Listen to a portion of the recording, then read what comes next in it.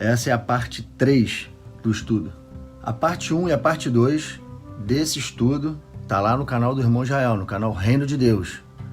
Então, antes de você começar aqui no meu canal, passa lá para pegar o estudo no início. E muitas coisas que vão sair da boca daqueles que estão no deserto, cheios do Espírito de Deus, com a unção de Elias e Moisés. E aí você vai ver o seguinte, né? A gente sabe que João Batista, ele é uma figura de Elias, perfeito? E Cristo, quando vai falar de João Batista, ele fala, eis o meu mensageiro, ele não fala assim? Essa expressão mensageiro, ela está ligada com Isaías, e Isaías vai mostrar mais um pouco desse contexto lá em Malaquias. Verdade. Porque vai dizer assim, Malaquias capítulo 3, do verso 1 até o verso 3. Eis que envia o meu mensageiro. Né? Que preparará o caminho, aonde? A gente viu lá em Isaías, no deserto. No deserto. Preparai o caminho ao Senhor. Né? Diante de mim, de repente virá o Senhor ao seu templo. Né? A quem vós buscais, o anjo da aliança, a quem vós desejais. Eis que ele vem, diz o Senhor dos Exércitos. Mas quem poderá suportar o dia da sua vinda? Olha só, já está falando já da grande vinda, da segunda vinda. Porque as pessoas suportaram a primeira vinda de Cristo. Né? Malaquias está falando do futuro. Ainda que Cristo tenha utilizado esse texto e esse contexto para falar de coisas lá do passado, porque de fato Elias, tipificado em João Batista, ele se manifestou. E Elias, em João Batista, ele, né, fez esse preparo do caminho para que aquelas pessoas aceitassem Cristo na primeira vinda. Então, na segunda vinda, Elias, que foi testificado em João Batista, vai fazer o mesmo. Ele vai preparar o caminho não para a primeira vinda, mas para a segunda vinda. E o texto continua. De repente virá o Senhor a seu templo. Cristo não foi ao templo da primeira aliança lá? Foi. Só que dessa vez Cristo ele vem para o templo eterno que somos nós. E diz mais assim: mas quem poderá suportar o dia da sua vinda? E quem poderá subsistir quando ele aparecer? Porque ele será como fogo do ourives, com a potássia dos lavandeiros, assentar-se-á como derretedor, e purificará a prata, e purificará os filhos de Levi, e refinará como ouro puro e prata, e eles trarão ao Senhor justas ofertas. Amém. Se você viu o nosso vídeo do dízimo lá, nós tratamos sobre esse ouro e prata que trata da igreja sendo purificada e das primícias, que é a justa oferta que Deus aceita. Os despojos de Abraão, se lembra, irmão? Aqui vai ser concretizado. Só que aqui, irmãos, esse despojo, ele vai ser purificado. Vai ser purificado com fogo. O fogo do ourives. Vai purificar o ouro e prata e vai constituir a casa de Deus. E aí sim serão dadas justas ofertas a Deus. Tava piscando ali. Não, é sério, quando ele tá fazendo um negócio, ele faz isso normal.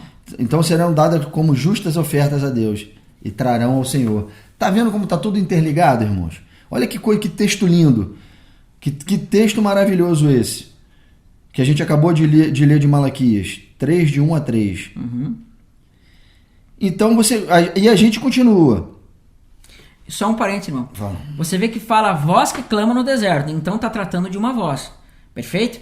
Isaías quis dar essa, como fala, essa questão da voz, falar dessa voz. E olha o que vai aparecer em Apocalipse. O que mais que vai estar sendo falado lá no deserto para preparar o povo? A primeira coisa que a gente vai ver aqui, que o irmão vai falar, é que os homens vão ter que ser preparados para quê? Para morrerem para o Cristo. E, né? Então vai se cumprir o que está lá no Salmo, que eu esqueci o texto, que diz assim: por amor de ti somos entregues todos os dias à morte. Então lê o texto para nós, irmão. Apocalipse de João, capítulo 14, verso 13, diz assim: então ouvi uma voz do céu, dizendo: escreve, bem-aventurados os mortos que desde agora morrem no Senhor. Sim, diz o Espírito, para que descansem das suas fadigas, pois as suas obras os acompanham. Esse é o consolo dos santos, irmão. Uhum. Isso é uma voz. Essa voz vai sair do deserto para consolar aqueles que perderam seus entes, aqueles que morrerão, porque sabe que serão vingados e tem recompensa, porque suas obras os acompanham. Elas não são apagadas. Essas obras, elas são guardadas no céu em forma de galardão por Cristo, que ele traz na sua vinda para dar a cada um segundo as suas obras. Então, olha só, vai. Quer falar? Então, isso é aquela ligação com aquele contexto do quinto selo que fala: Senhor, até quando não vingas e julgas o nosso sangue daqueles que nos mataram sobre a terra? Ele fala, né, calma, isso, porque os seus irmãos ainda têm que morrer, é necessário que eles morram. Aí vai ser dado que vestes brancas. Então as pessoas que morreram antes, elas vão estar perguntando: Senhor, quando é que você vai julgar o nosso sangue? Aí ele fala, calma, tem irmãos de vocês que ainda vão morrer. Então quando fala assim, tem irmãos de vocês que ainda vão morrer, você vê que aqui está dizendo, né, bem-aventurados os mortos que desde agora morrem. Então quando a gente vê essa expressão bem-aventurados os mortos que agora morrem, é o quê? Chegou a metade da semana. Porque é nesse momento que a besta vai se levantar e vai começar a caçar os santos sobre a terra. Perfeito? Então, aqui chegou a metade da semana, a mulher está indo para o deserto e vai começar a profetizar, a começar a ensinar que é necessário morrer para quê? Para que eles sejam vencedores. Irmão, essas vozes do deserto, ao qual Deus vai se encarregar de espalhar esse anúncio pelos 4 cantos da terra, isso não é só para a igreja.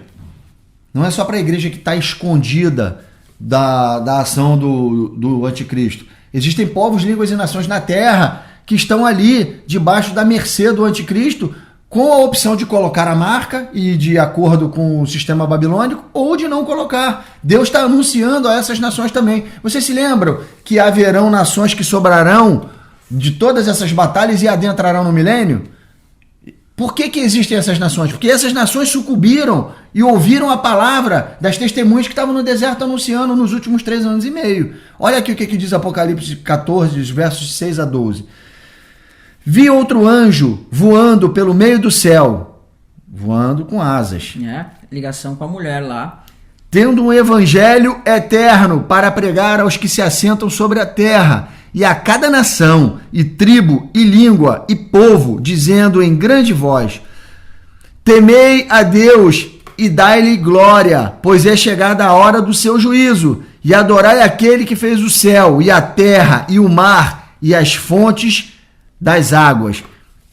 As testemunhas estão lembrando às nações que existe só um Deus que fez todas as fontes, todas as águas, toda a terra, e que a hora do seu juízo está chegando. Nessa hora, nesse contexto, a terra está completamente destruída, assolada, sem água para beber, sem planta, sem verde para comer, e as testemunhas estão lembrando: adorai apenas aquele, dei glória apenas àquele que fez o céu, a terra, o mar e as fontes das águas. O céu está completamente escurecido, porque a lua sofreu, o sol sofreu também pela sua terça parte, e ele está lembrando tudo isso para o povo aqui: adorar é aquele que vai consertar tudo isso, somente dê glória a ele, não dê glória a esse Deus estranho que está assolando vocês com a sua marca. Adorai apenas ao Deus que construiu e fez todas essas coisas. E aí você percebe que esse texto ele está nos remetendo ao texto de Isaías, que falava assim: passai pelas portas, né? Preparai o caminho, aterrai, né? A estrada limpa das pedras e arvorai uma bandeira aos povos. Aí diz assim: eis que o Senhor fez ouvir até as extremidades da terra estas palavras, né? Dizendo à filha de Sião: eis que vem o teu Salvador, ou seja, o Senhor está chegando. Vem com ele a sua recompensa e diante dele o seu galardão. É a mesma coisa que aquele anjo voando, pregando o evangelho eterno a todo povo, tribo, língua e nação. Que significa aqui, até as extremidades da terra. Então, do deserto, irmãos, continua sendo proferido as seguintes vozes. Está lá em Apocalipse 14. Seguiu-se outro anjo, o segundo, dizendo: caiu a grande Babilônia, que tem dado a beber a todas as nações do vinho da fúria da sua prostituição. E isso ele está sendo um alerta para todas as nações, que a Babilônia vai cair. Seguiu-se a estes outro anjo, o terceiro, dizendo em grande voz: se alguém adora a besta e a sua imagem e recebe a sua marca na fronte ou sobre a mão, também esse beberá do vinho da cólera de Deus, preparado sem mistura, do cálice da sua ira, a batalha do Armagedon. E será atormentado com fogo e enxofre, julgados, diante dos santos anjos e na presença do Cordeiro. A fumaça do seu tormento sobe pelos séculos dos séculos e não tem descanso algum, nem de dia nem de noite. Os adoradores da besta e da sua imagem, e quem quer que receba a marca do seu nome, aqui está a perseverança dos santos, os que guardam os mandamentos de Deus e a fé em Jesus Cristo. Olha que interessante esse texto aqui. Então, a mulher ela vai estar indo para o deserto, e assim como João Batista, ela vai estar o quê? Profetizando, alertando: olha, se vocês usarem essa marca, vocês vão ser condenados. Então, esse vai ser o quê? A pregação, as vozes que vão estar sendo faladas no deserto lá, tá? E quando ele fala aqui está a perseverança dos santos, os que guardam os mandamentos e a fé em Jesus, é o mesmo que diz que a gente lê lá no contexto. Tanto que o contexto é continuação, né, daqui, só que a gente inverteu a ordem. No sentido, botamos o texto primeiro. você vai ver que aqui que ele diz que a perseverança dos santos é guardar os mandamentos e a fé em Jesus, é o mesmo que diz aqui lá, bem-aventurados aqueles que morrem no Senhor. Por quê? Porque quem guarda os mandamentos e tem a fé em Jesus vai morrer. Então, se você está morrendo por Jesus, você é bem-aventurado porque você está guardando os mandamentos e o testemunho.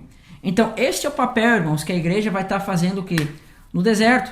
Ela vai estar profetizando para o quê? Preparar o povo, né? Então, o povo vai estar sendo preparado por este que vai estar no deserto, né? Que vai ser tipificado nessa mulher. E agora, eles vão o quê? Né? Aplainar os caminhos, ajustar os caminhos para que o povo possa receber o Senhor do mesmo modo como João Batista fez, e para se cumprir aquele texto que diz assim: eis que vos envio o profeta Elias antes que venha o grande e poderoso dia do Senhor. E esse grande e poderoso dia do Senhor, o que? É a vinda de Cristo. Vinda. E aí vai dizer que o seguinte, que ele vai o quê? Converter o coração dos pais aos filhos, para que eu não venha e fira a terra com maldição. Perfeito? Como Deus é tremendo, irmãos. É simplesmente tremendo isso que eu vou falar aqui para os irmãos atentarem. O povo está se endireitando no deserto, sendo endireitado por Deus, e ao mesmo tempo profetizando para as nações, avisando, alertando daquilo que eles estão vivendo ali. Quem é aquele falso Deus que está impondo e exercendo sinais e prodígios para eles, da mentira e do engano? Deus está avisando, porque Deus, ele cobra a quem ele dá. Ele está dando a informação pela boca das testemunhas para que esse povo não seja pego de surpresa. Por isso, irmãos, que vai sobrar gente para entrar no milênio. Porque essas profecias que foram lançadas do deserto pelo povo de Deus, não só endireita as veredas dos próprios filhos de Deus no deserto, como das nações na terra para não serem seduzidas pela prostituta, pela ação da besta. Tá entendendo? Porque Deus vai cobrar isso deles. Deus não vai... O povo de Deus aí, o povo secular, o povo do mundo que está aí fora, eles não estão atentos à palavra de Deus. Será que seria justiça de Deus não anunciar isso com voz humana para que eles ouvissem? Ou Deus esperaria que eles pegassem a palavra dele para ler? Não, Deus está usando os seus profetas, a boca da igreja, para anunciar essas coisas, para poder cobrar deles na hora que ele for lançar a sua ira, eles saberem exatamente o que está acontecendo e saber também que tiveram o direito de escolher colocar ou não colocar a marca. Perfeito. Então, quando nós olhamos para os exemplos do passado, nós vemos que Deus trouxe essa provisão que a gente falou aqui, né? Deus vai fazer que brotem águas, Deus vai fazer que nasçam plantas, coisas miraculosas, porque não nasce planta no deserto. Mas por causa desse povo vai se tornar rios de água viva e estar no deserto, a gente vai ver que o deserto vai se encher de plantas, se encher de coisas. Vai ser um oásis. E o povo vai estar transformando o deserto num oásis. Só que nós temos que entender também, irmãos... Que nem tudo é um mar de rosas, né? Que nem tudo é um mar de rosas, né? Mas que vai haver o quê? Provação no deserto e tentação, tá? Então, assim como no passado houve rebeldes no deserto que tentaram a Deus, nesse contexto do deserto também vão haver pessoas que vão querer voltar para trás. Então vamos ler algumas coisas aqui que vai estar em 1 Coríntios capítulo 10, do verso 5 ao verso 12, que vai dizer assim: entretanto, Deus não se agradou da maioria deles, falando do passado lá, tá? Razão porque ficaram prostrados no deserto. Ora, estas coisas se tornaram exemplos para nós. Guarda isso, irmão. A fim de que não cobicemos as coisas más como eles cobiçaram. Não vos façais, pois, idólatras, como alguns deles. Então, qual é o ídolo que vai estar naquele momento? É a besta, a imagem da besta. E vai dizer assim: porquanto está escrito, o povo se assentou para comer e beber, né? E levantou-se para divertir. Então você percebe, aqui associa a idolatria com comer e beber. Por quê? Porque o mundo todo vai estar querendo comer e beber por meio do quê? Da marca. E a marca, ela vai ser o que? A forma de adoração à besta. Assim foi com Esaú, não foi, irmão? Exatamente. Esaú, ele trocou a sua primogenitura por comer e beber. Então esse povo do mundo, esses que vão se desviar de Deus, eles vão trocar o quê? A primogenitura, que é Cristo, por comer e beber, que vai ser a marca, né? Ainda vai dizer mais assim: e não pratiquemos imoralidade, como alguns deles o fizeram e caíram num só dia 23 mil. Então você veja que essa imoralidade está apontando para quê? Para prostituição, para Babilônia. E quem é a adúltera que está no Apocalipse? É a Babilônia. Grande Babilônia. Né? Então, ou seja, o povo vai ter o que? Essa tentação de não querer se misturar com a idolatria e a tentação de se misturar com o quê? Com a imoralidade. E vai dizer mais assim: como alguns deles fizeram e caíram num só dia 23 mil. Não ponhamos o Senhor à prova, como alguns deles fizeram, dizendo: o Senhor está acaso no meio de nós? né? Porque eles viram um monte de sinal lá no Egito e tentaram a Deus. Mas o Senhor, será que o Senhor está no nosso meio? Do mesmo modo, vão ter pessoas que vão ver esses sinais no final e vão duvidar do poder de Deus. E vai dizer mais assim: não ponhamos o Senhor à prova, como alguns deles fizeram, e pereceram pelas mordeduras da serpente. O pecado, Satanás, a serpente. Não murmureis, como alguns deles murmuraram e foram destruídos pelo exterminador. Estas coisas lhes sobrevieram como exemplos e foram escritas para advertência nossa, de nós, que nós, os outros, sobre quem a fins dos séculos tem chegado, ou seja, o último tempo. Aquele, pois, que pensa estar em pé, veja que não caia, né? Isso aqui não sai, o calvinista não vai ver esse texto aqui, porque está dizendo que pode se perder sim. É uma mensagem diretamente para o futuro, irmãos. Perfeito. Tá certo? Porque isso vai acontecer de novo. Isso vai acontecer de novo, irmãos. Você pode ter certeza disso, tá? O nosso maior inimigo não é o diabo, não. Não é a besta e nem a tentação da sua marca. O nosso maior inimigo é a nossa natureza humana, caída, que está dentro de nós. Ela vai gritar no deserto para os filhos de Deus, para voltar a ter saudade das coisas que tinham nas suas vidas, antes todos esses problemas. Quando você está com fome, quando você está sofrendo na carne, as intempéries do tempo, frio, calor, você está enfraquecido, é a hora que a tua natureza humana grita e te faz retroceder, te faz voltar atrás. E é nisso que Deus vai testar os corações lá no deserto, de cada um do seu povo. O quanto nós o amamos.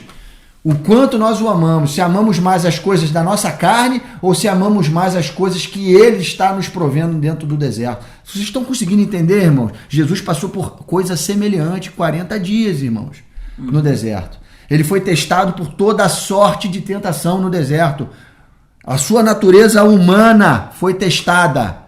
Ele era homem, carne e osso. Ele era homem, Jesus Cristo era homem e foi tentado, sentia sede, sentia fome, sentia frio, calor, cansaço e o diabo estava ali testando ele.